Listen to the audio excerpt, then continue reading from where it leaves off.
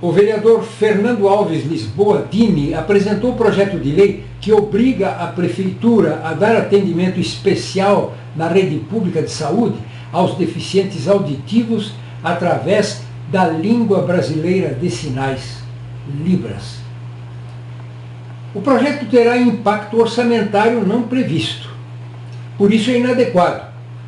Além da necessidade da previsão de recursos para a implementação do serviço, é necessário estudo de prioridade.